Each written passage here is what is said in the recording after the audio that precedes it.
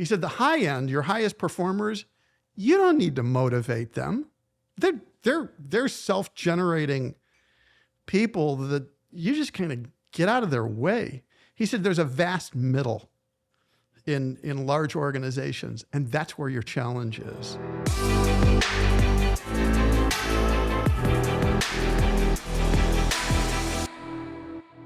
Hi, Bob. How are you today? I'm great, Laurette. I'm so honored to be with you. Thank you. This is incredible. I'm so glad you're here live. I really appreciate that you can make it live. It makes it so much more of a great conversation. I would love you to just kind of dive in and talk a little bit about yourself and tell your story. I'm your classic entrepreneur, which means many, many screw-ups. We're in Chicago. I went to Northwestern for graduate school. Cool. Had an idea, dropped out, started what became the first magazine in the world that covered online and internet. Mm-hmm. The shorter story is I did it for a number of years, put me on the Inc. 500 list, eventually sold it. The longer story was any mistake you could make in business in the first 2 years I made. Yeah. I started at 26 at the age of 28. I ended up going into the federal bankruptcy courts. Right down the street. Down in the Loop. Mm-hmm. And filing papers for the company. That was not a lot of fun at age 28. No. But at the same point, so the way I put it is I had a pity party for myself. Mm-hmm. Only one person was invited. Yeah. And at the end of a week, I realized we had this incredible sell-through on newsstands around the world. We had national advertisers. We had thousands of subscribers. I ended up restarting it. When the internet came around, I could do no wrong. Mm-hmm. Then it started growing like crazy, and I ended up selling it to a big publisher. Is it hard to sell something that you started? Well, it's hard from an emotional point of view, but also I had an early experience of screwing up the sale, which gave me an appreciation, a huge learning later on, because for a lot of owners of companies who've never been through it, it's gut-wrenching. It's not just the decision, it's the mechanics of how do you do that. Like if you spent your whole life building a business, you've never done it before. When you come to that point where you want to sell it or even pass it on to the next generation, incredibly hard, as you know. Yes, I think that would be really hard. And I do know many people in the industry, in my industry, in the flavor industry that were family businesses and have sold. And I always think that decision does have to be gut-wrenching. And they miss it, after it's sold. I've heard from many of them that, I kind of miss it. Right. Hard decision. So then what was next? Well, you've heard the expression, when the student is ready, the teacher will appear. Yes. So I had this magazine, Online Access, and sold it. And it was early internet. Didn't know what I was going to do with the rest of my life. And it was really like we found a safe home for it. Mm-hmm. It started and we had no competitors. And you think, oh, yay, I've started a category with no competitors. Well, that's really hard in a way when you can't, when your customers can't figure out how to kind of slot you in their heads. Right. When competition came around, that's when we grew like crazy. Ultimately became hyper competitive. Anyway, so I sell it, and the online world was a small community at that time. And I was at a conference, and there was a guy I knew, and he comes up to me at the conference, and he starts handing me a new business card. And I'd seen him before, and he always had new business cards. I'm like, dude, can't you hold down a job? Right. And he says, no, you don't get it. We were in Silicon Valley, and he said that he was called an interim CEO. And when the venture funds wanted to give someone money, they weren't going to give it to some rookie engineer. And he would parachute in with a team and the money. This blew me away. Unique concept. Incredible. And I thought, and then he hands me the card, and the card said CEO of Yahoo. And in the industry, we knew Yahoo was going to go public on zero revenue. Not zero earnings, right, but no revenue. And the first early company's internet figured out how to go public inside 30 days, which was new in the US. So I basically said, you're now my mentor, and came home here to Chicago and bought 2 domain names. I bought interimceo.com and interimcfo.com. And I just started doing gigs for companies. Wow. So did that for a while, had some That was creative and very, to take that initiative and get those domain names was smart. So I did that for a number of years, had some success at it, where I was working like my mentor with early stage tech companies, was in a couple IPOs. I was the person who helped some of these teams sell their companies for high multiples. Then social networks came around, MySpace, Facebook, LinkedIn, and launched an organization for people like me who were doing project-based leadership roles. And that basically up till now is this organization called InterimExecs. And talk a little bit about what you learned. And, as I said, I've been listening to some of your past podcasts, and I found it intriguing what you learned at the beginning of interim executives and where it evolved to. We had 6 years of failing at it when we first launched, because look, we live in a Google-driven world. And I thought, well, I'm just going to try this as an experiment and a side project, and we'll launch a free search engine because everyone expects, because of Google, this has to be free. And then would you get paid through advertising? Was that the thought? Yeah, and I just figured, we'll see what happens. I've had some success with different businesses. I'm going to go fund it. And philosophically, I'm wired that I want to work around people younger than me, in addition to cohort, same age. And so I'm a Michigan grad, University of Michigan, and recruited a college grad named Olivia Wagner, basically said, here's your budget, go make this free network.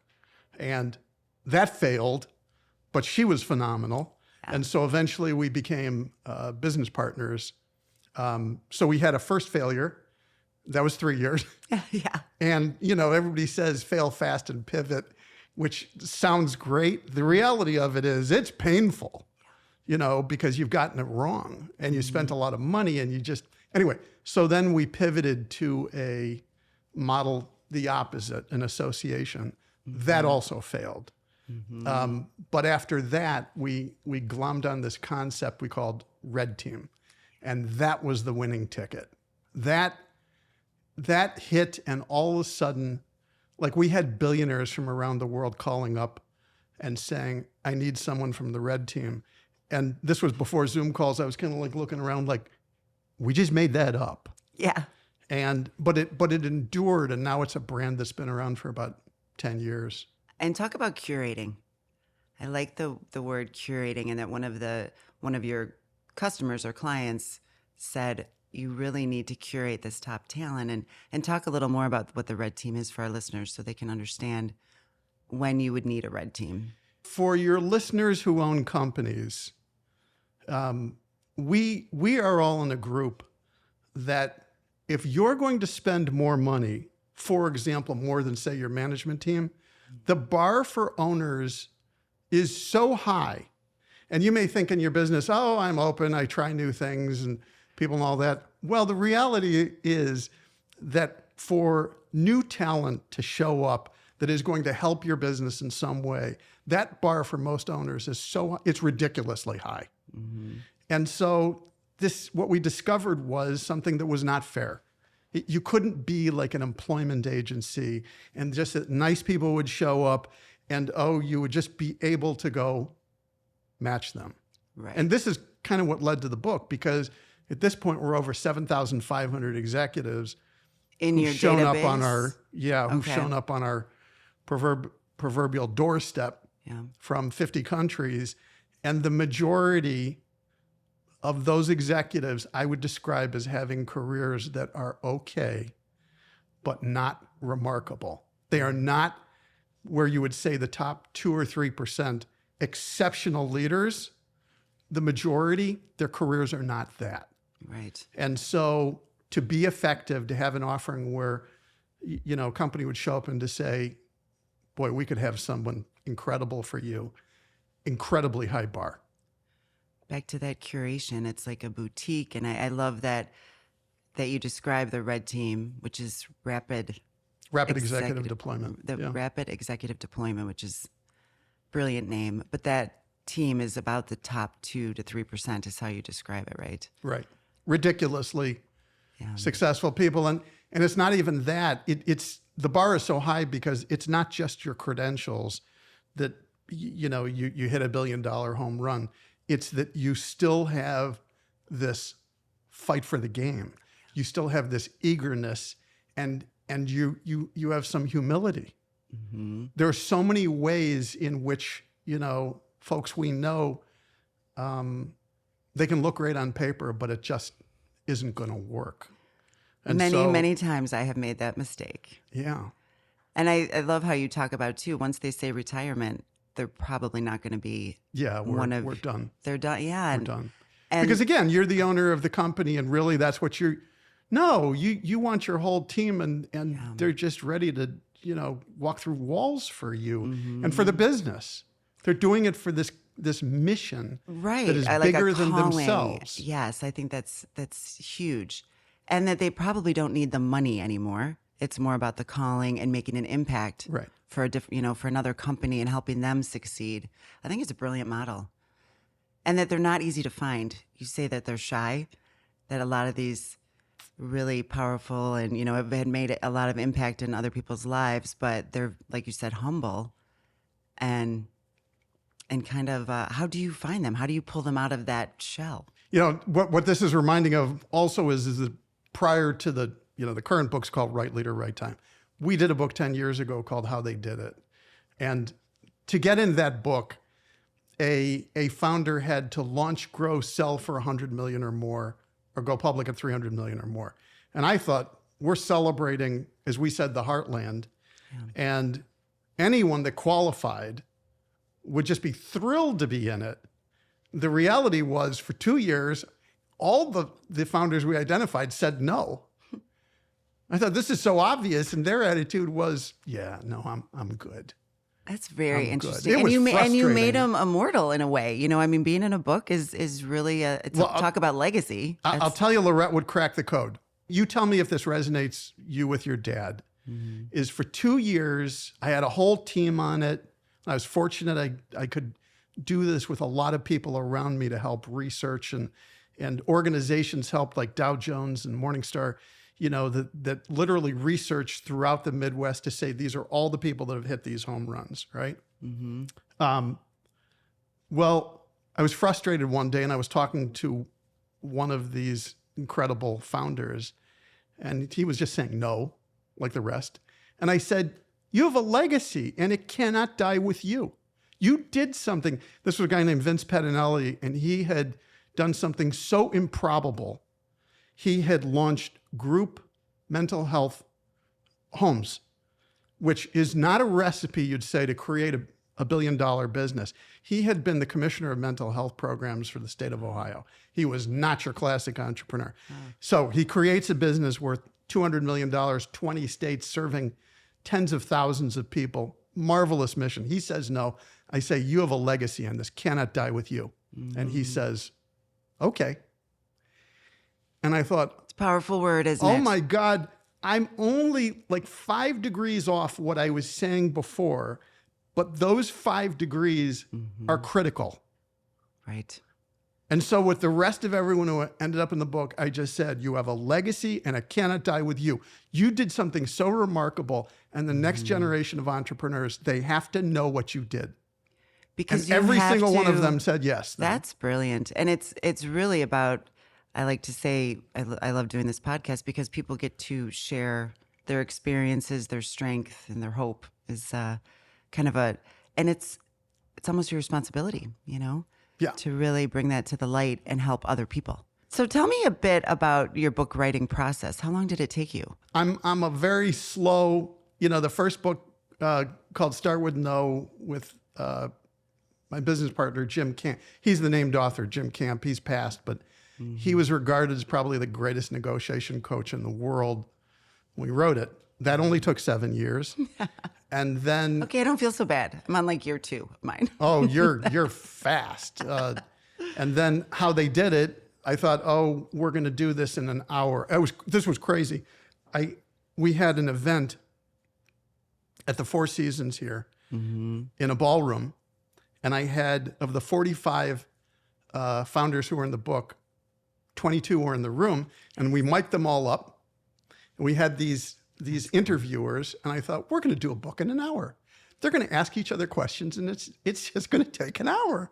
Well, you know, the 2 years of rejection plus the 2 years it took to edit and get the rest of the people. The editing, isn't it? The editing. It's always editing. Yeah. So that one was 4. And then this one, I thought, well, this is just me and Olivia, my co-author. How hard can this one be? But it kept on like, oh, there are more leaders to talk to, and this person's an incredible fixer, and this person's an incredible artist, and remarkable people were showing up, and yes, so there's 6 years. So I totally want to get into that and the description of the different leadership styles. But before we go away from the red team, I'm curious. So say someone has a situation where they're looking to launch a new ERP, asking for a friend. Yeah, hypothetically. Hypothetically. Yes. And, you know, really at the beginning stages of it, needing to get requirements and what's the right ERP for our company. Talk me through how your red team could help a company like that. Well, that is the classic use case for a CIO. It's usually a CIO, Chief Information Officer, as opposed to a CTO. Some CFOs are expert in that as well, but you're describing something where there is now this kind of leadership talent out there, CIOs who want to be project-based. Okay. And this is what they do. And, you know, for a lot of companies, that ERP implementation is going to get screwed up. Yeah. And so I have at least 2 failures in that bucket. I'm sorry to hear that, but and it's expensive and painful. You're in good company, because it is one of the strongest reasons a CIO gets called into project-based work is to correct a failed ERP implementation. Right. So that is a classic example of your sweet spot, so to speak. That is one of them for sure. For a lot of companies, maybe they have a CIO, but it could be they just don't need that person permanently on staff. And so project-based is efficient. This is the reason why around the world there's an explosion in what's called fractional or interim CFOs, is because the expertise exists. And now there are all kinds of companies that have fractional CFO help that it didn't exist before. And there's no way that those companies could or would hire a permanent CFO. And then as far as the process goes in that, would they assess the situation, say at Edlong, and then go, okay, now you need, you know, a project manager? You know, I imagine they have to look at it from 100,000 feet and kind of assess where we are, what other teammates they're going to need for this project. Is that kind of, and then it's usually under a year. It sounds like that most of the project-based work and that could probably be even longer with that one, but. I leave that sort of thing to the experts. But I'll tell you one thing as regards our business. We've been at this a long time. And, you know, I'm amazed at the talent of the leaders around us. They've all accomplished more than I ever have operationally in my career. But in terms of an understanding of how to do this work, I know my game. And so over the years, rules have developed. And we call 7 rules for a red team. And one of them is called generosity up front.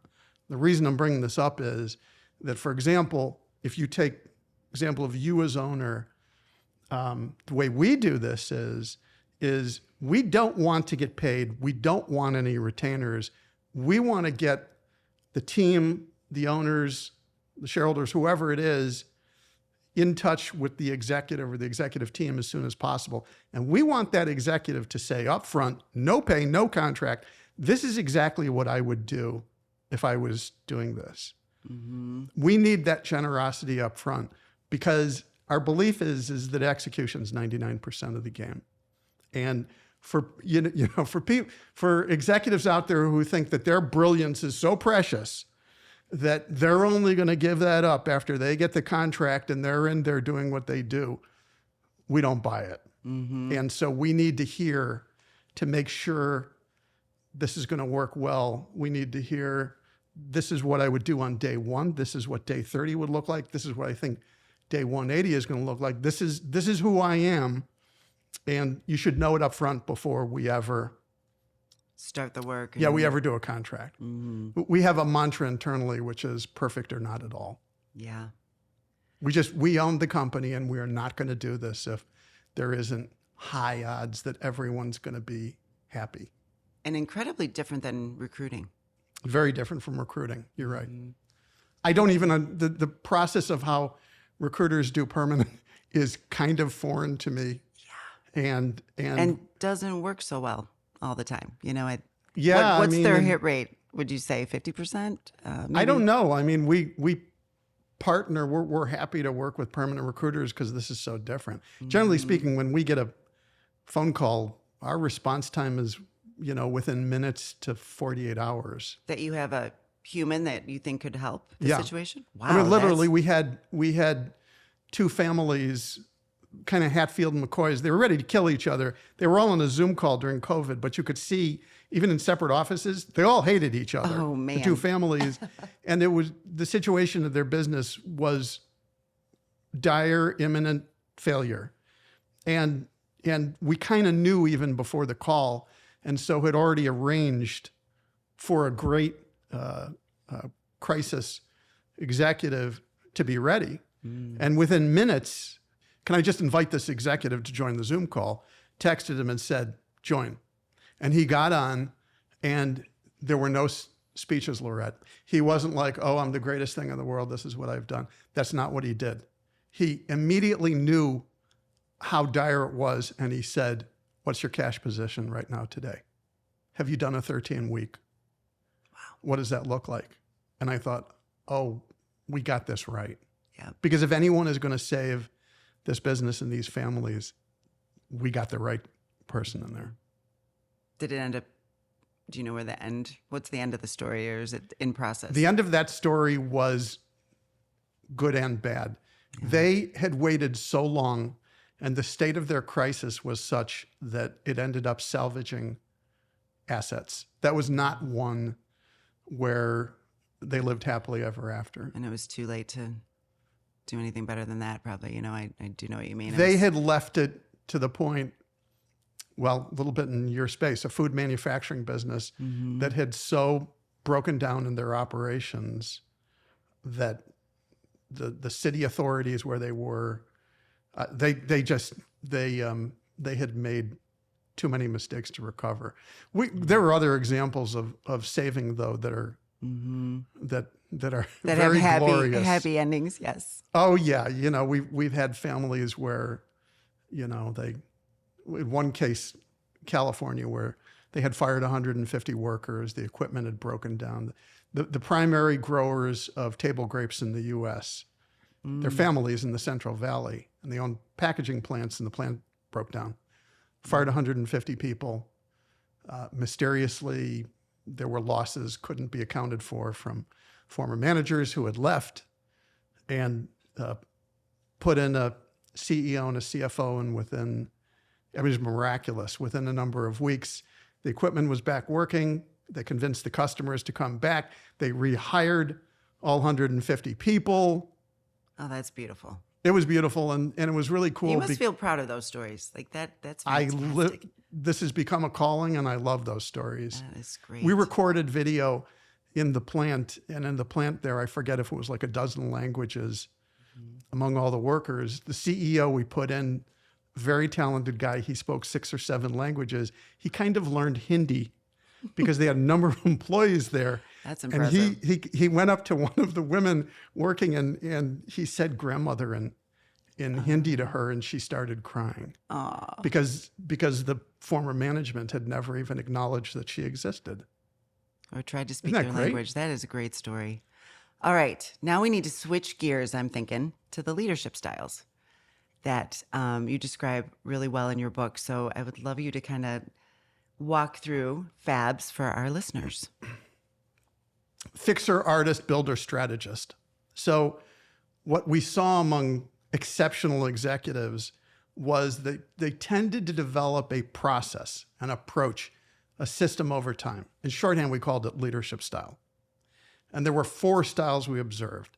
And we gave them those labels: fixer, artist, builder, strategist.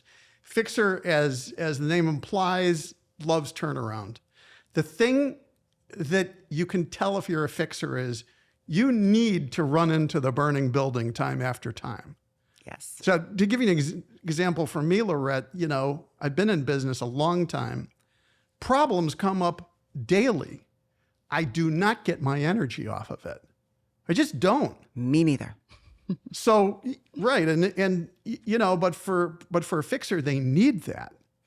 And artist is the person, and they see the world as a blank canvas or a piece of clay to be molded. And that's what you are? I'm a very strong artist. And what we write in the book is, it can be to your peril. I want you to talk more about that because I also took the test and I am an artist and strategist. So I don't know how you get to. I must have been like on the line for both of those when I took it. We try to identify with the assessment a dominant and a secondary. Yeah. Okay. So artist was my first, I believe, and then strategist. And you talked Well, did you about, find it? Does it fit you? Yes, absolutely. And that's why I wanted you to dig deeper into it. And you were talking about like to someone's peril and like you can kill your whole career over a cause or, over a belief. It sounded like a little bit to me. It's hard to turn it off. Supposedly Mozart said that he wrote music the way cows piss. He just couldn't stop. Yeah. And I'm wired in that way, which is dreaming up projects and ideas. And I love overlaying this. And I think one of your podcasts, there was a Myers-Briggs woman and she was a specialist in that. And it does kind of overlay, and also like Strength Finders, that one, ideation is in my top 5. Belief is my number 1. But I feel like an artist, I have more ideas than my team can handle. And Traction has helped us tremendously with me. At least I can dump them somewhere. Traction is a you're on EOS. execution. Yeah, the EOS. Yeah, EOS has saved my life. Being an artist, I think EOS is really helpful. You have to have it. Yes. Do you use that too? Yes. Oh, beautiful. Yeah, absolutely. Absolutely. So we can be creative and put it in long-term issues and we don't feel like it's lost. Yes. And you and I need to be surrounded with people who are operationally excellent. Absolutely. Then what's after artist? So artist, and artist on your team, artist is renegade energy. Yes. It's not necessarily the most popular person on the team because they can make these discontinuous leaps. And when everyone is chugging along and comfortable and all that, and all of a sudden the artist throws the grenade and everybody may not appreciate it. Right. And But let's change direction now and let's, Right. shiny objects get me all the time. Yeah. Yeah. Yeah. But see, the thing is, modern world, because markets change so fast now, there has to be that energy. Yeah. Not necessarily dominant, but there has to be that energy. Which, by the way, this is reminding me that among all the artist leaders we interviewed, one of my favorite questions we asked, we interviewed a lot of leaders for the book. Right. And we asked, what happened on your worst day? And I didn't mean an amalgamation of things. I meant, what was the day and what happened? And one of the artist leaders said, I was ignored. I thought, that is incredible. That is a point of artist energy, which is that you have to enlist, you have to enroll, this idea to reach some flowering market, there have to be people who are glomming onto it. And I want to hear too, like what you think a perfect makeup of a team is. Maybe once you get through the other two. So builder, I know everyone in business loves to be builders. We get that. And you thought I was a builder. You brought me a builder mug. And I did, and I stand corrected. I'm going to get you an artist mug now. Thank you. So we mean builder in the sense, though, that it's the energy that takes the small, the nascent team, client, product, service, and is driven for market domination. Has to reach scale. It's their mantra. And builder energy tends to be that when that person hits scale, hits market domination, they're likely to rotate off. They're likely to go seek out a new team, new set of clients. new company. Kind You of like see the this- fixer, they get bored as well. You see? It's a little different quality from boredom for them because this mantra for Builder is always around people, product, process. Okay. And when you've got domination, you kind of already won. And for a lot of those folks, they will move on. You see, when people hit an IPO, if they leave, you're looking at Builder energy. I'm occasionally in Boston. There's a bakery I've talked about called Tate that I think is incredible. They're not here in Chicago. In Boston, they crush it. In the city, in the suburbs, you're going to hit one of those bakeries. And at the heart of that, there's a Builder. That's somebody that gets that idea of dominating a market. Very cool. So then the fourth style is strategist, which we could have called conductor, pilot, captain.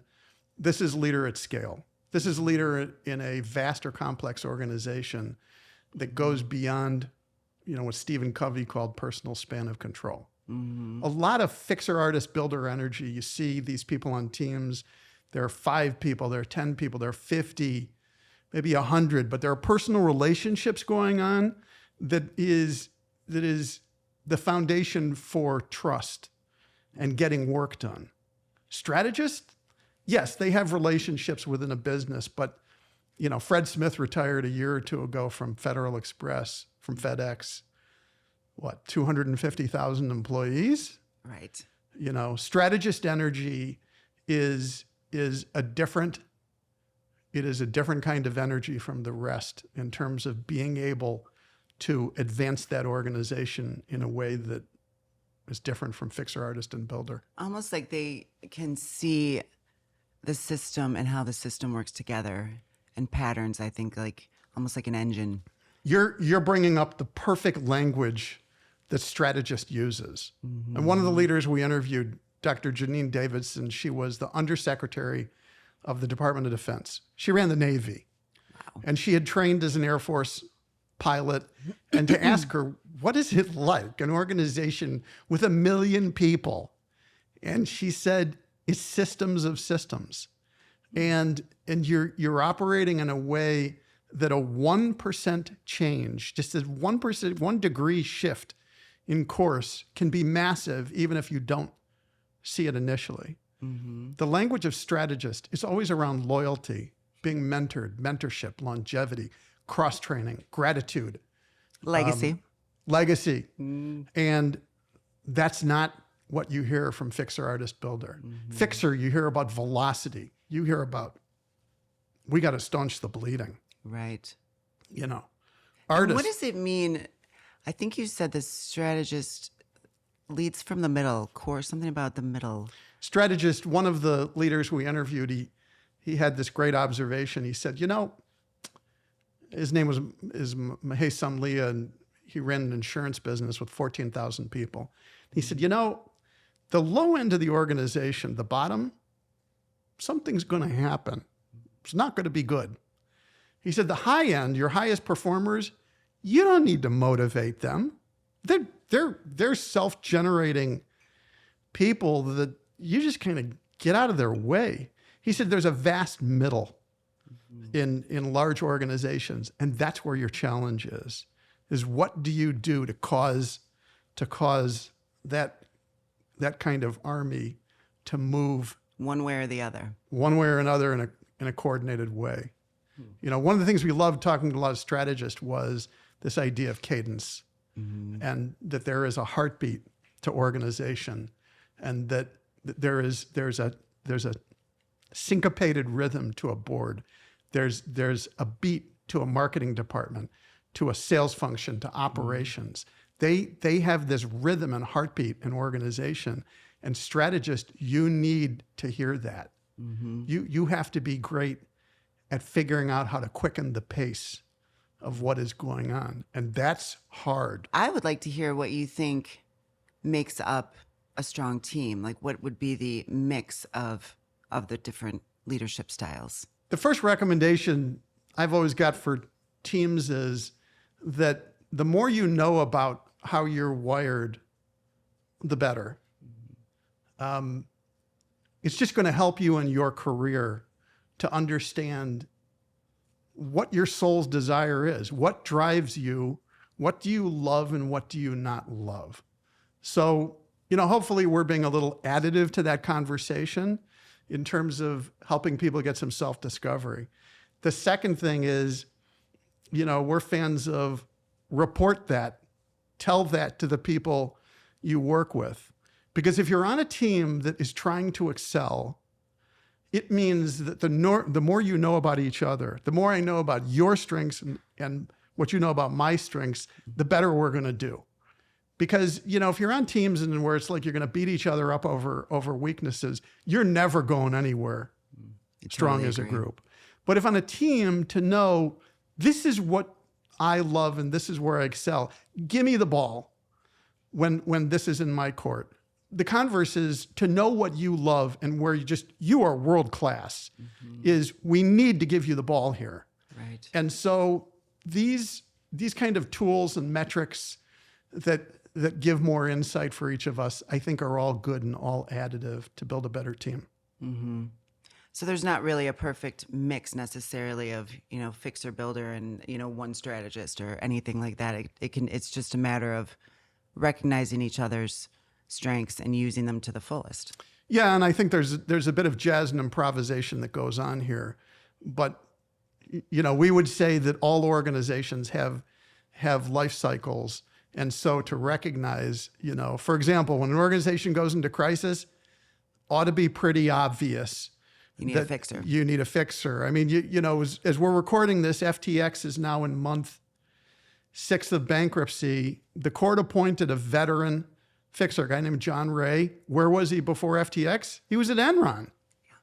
He was cleaning up that mess. Mm-hmm. And so, that's what we would say. We interviewed Andy Grove, most famous CEO at Intel, caused all of their massive growth. Andy Grove said he had to have a wild duck on the team. Artist. He meant artist. Mm-hmm. And he had this guy who didn't have the typical engineering mindset. Their whole mindset was, how do we cram more transistor under a chip? They were great at it, but they needed somebody in there to just come from left field. And that was the guy who formed Intel Ventures. And so the idea of these complementary styles, and what's making needed a stronger at the time. team. So how would a leader apply these different leadership styles? And also you talk a lot about, staying in your zone. And I think you say reject what doesn't bring you your highest good. I'd love to hear some tips on how people can actually do that in real life, because that is hard. What we said in the book is exceptional leaders tend to reject more of what is not for their highest and best use. It's very easy to say. It's so incredibly hard to do. Mm-hmm. Further on in career, gets easier and easier the more success you have. When you're younger, good luck. Right. You need the job, you need the money. We get that. But if you look at the arc of somebody's career, the further that it goes, if they're successful, you tend to see more and more that their decisions become intentional and they become more powerful. They become more confident. And that's what we're trying to get at. It's not so much that you have a predetermined lane as that you make your lane. You're figuring it out. And, in a lot of cases, it's only with hindsight that this becomes 2020 and you see, oh, this is the reason I chose that over this. And right. And it starts to make more sense. So for you as the leader, the first thing that we're saying is the more you can figure out that still small voice in you, that the more you're aligning with what your soul's desire is, you're just cut out for more success and more happiness if you can do that. It reminds me also, back to traction, a little bit of the accountability chart process, which is, again, not an easy process. When you start traction, it's, for our listeners, it's like an organizational chart on steroids. And each box has 3 to 5 of the key activities that you, as in any role that you have, are supposed to be doing. And that, for me, was probably one of the first steps of doing exactly what you're saying, of figuring out what I do love. So in my accountability box, it's big relationships, it's culture, it's And I'm horrible at detail, and there's a lot that I know I'm not good at. I'm not a great fixer. I could start it, but I'm not going to finish it for you. So I think that is really, really good advice of knowing what your passion and what your calling is. Absolutely. And so then, you as the leader, you're taking that to your team. And you're going to make for far better results for your business. And enjoy life more. Yeah, and you are. And it means that along the way, people are not necessarily going to be sticking around. And that's not a bad thing. Right. Because for them to go move on to what is truly highest and best For them. for calling for them is better. Right. And even as you're talking about the youngins, and I totally agree, it's almost like paying your dues, but you learn what you don't like, which is a huge gift as well. Right. Yeah. So when you You talk have about to get to the point where what yeah. you're doing is something where, David Brooks, the book Second Mountain, the word committed. What are you committed to?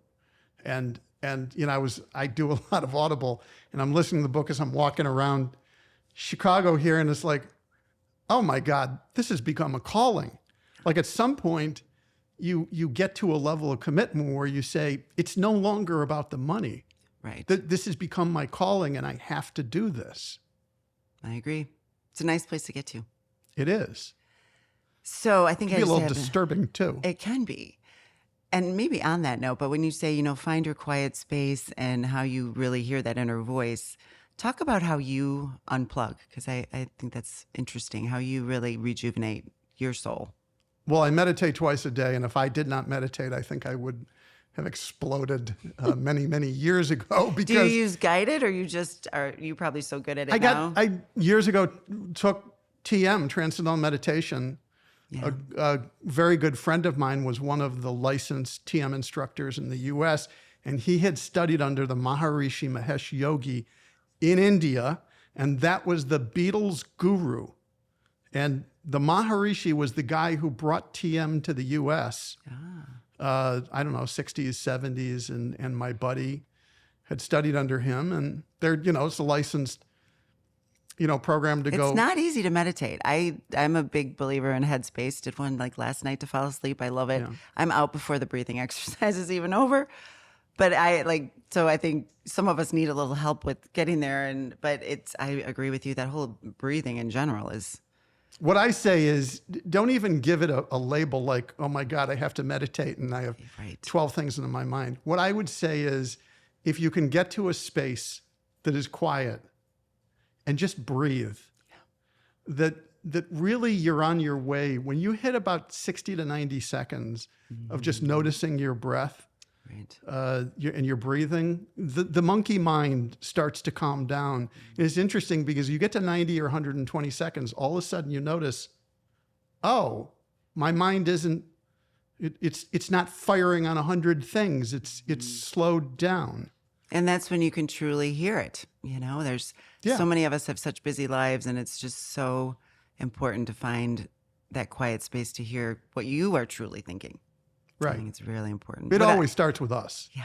It's always. It's and that clarity break concept too, which is another part of traction. And my leadership team and I, we track whether we had a clarity break that week on our data sheet in traction, and it's not usually very good. We're like, oh, we're going to work on that. We're going to work on that. So any other things that you do to rejuvenate your soul? I paint. I've been painting for 30 years. So you're a true artist. I do not paint. True artist. There's always time. Started having gallery shows. And so, yeah, that's my release. Okay, Bob. So the last question, which you might know, but what is the legacy that you would like to leave behind? Color. Yeah, to bring some color to the world, both in terms of what I'm doing in business and also in painting.